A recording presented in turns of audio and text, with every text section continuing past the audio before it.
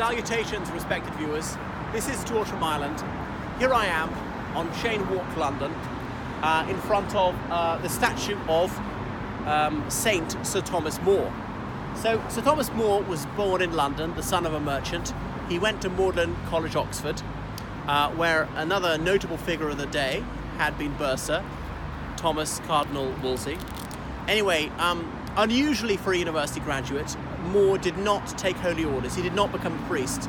The great majority of people who graduated from the two English universities at the time took holy orders. Even if they worked as lawyers, doctors, accountants, civil servants, most of them became priests. He didn't actually. So he went on to marry and had children. So he was a lawyer and he rose to high rank. He was a judge. Eventually he was Lord Chancellor. So not just the most senior judge, but like the King's main minister. There was no prime minister, but he was in charge of the King's affairs, because the Chancery was the writing department. All letters to the King, from the King, tax records, court records, went through the Chancery, the writing department. Obviously, it wasn't just one person, there'd be hundreds of people there. So he was ultimately in charge, was the Lord Chancellor. And there's a whole segment of law called Chancery to do with documents. I shan't get into that. So he was brought up a Catholic, like everybody else in this country at the time. But the 1530s was a time of great upheaval.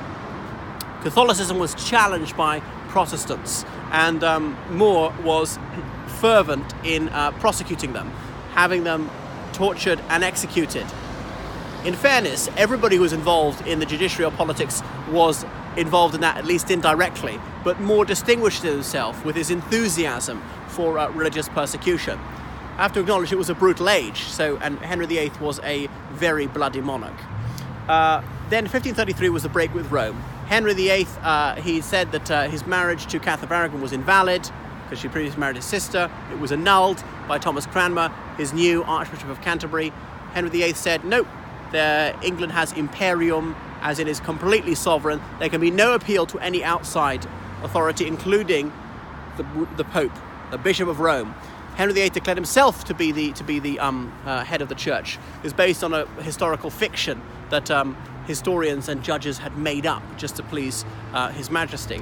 So anyone who held any office, really, a judge, a government minister, a general, and so on, they had to take the oath of supremacy, swear that they recognised the king as the head and supreme governor of the Church of England. The only church allowed in this country was the Church of England, not the Roman Catholic Church. This Thomas More refused to do. You can see that play about him, a man for all seasons. Oh my goodness, I can't remember who it is by right now. The name will come back to me. Where he's memorably portrayed by Paul Schofield in that 60s play. Is it Peter Schaefer? Anyway, so there was pressure on him, sustained pressure for years. It took cold courage to stand up to this. He lost his job. His money and his wealth was confiscated. He was sent to prison. There were pleadings from friends. There were threats from other people. His family was begging him to cave in. And most other people gave in to that sort of pressure. But no, he stood absolutely resolute for what he held to be the religious truth. And he was in prison. However, the king's conscience would not tolerate torturing Sir Thomas More, whom we know had served him faithfully for so many years. So there were so many other time pleasers who had simply mouthed whatever Henry VIII had told them to do because they wanted preferment in government. They wanted to keep their goods and chattels. They wanted to stay out of prison. So eventually he was in prison and he was on trial. You denied that the king is the head of the church. And he said, no, I've never denied that. There were gasps. How could he have such temerity as to lie, claiming he hadn't denied it? He said, no, I refuse to answer the question. You ask me, is the king head of the church? I decline to answer, because he didn't want to say something he didn't believe. He didn't want to say the king is head of the church, but he didn't want to talk his way to the execution block by saying, no, the king is not head of the church. Only the Pope is the head of the church. So they decided it would be negative silence. If you refuse to answer the question, that means you're saying no. That means that's interpreted as denying that the king is the head of the Church of England. So he sentenced to death for treason, and indeed he was executed. So behind is a Catholic church which stands on the site he came from.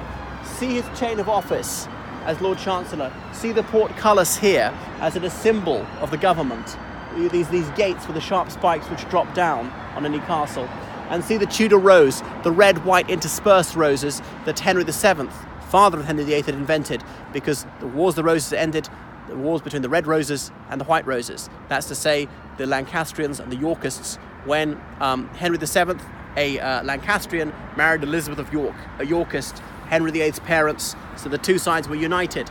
Symbol of English heritage to this day, the Tudor rose, the concentric rose, red, white, red, white. And here we have, someone has laid a red rose at his feet, and he's clutching a red rose, a real one, in memorial of what he did.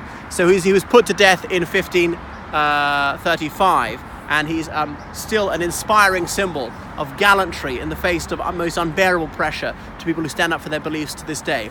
However, you must recognize he was very much a flawed hero because, as I say, he was a fanatic persecutor of religious dissenters in his day.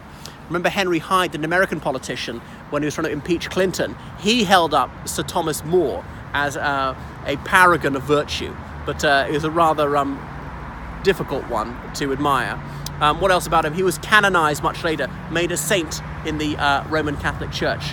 So that is Sir Thomas More.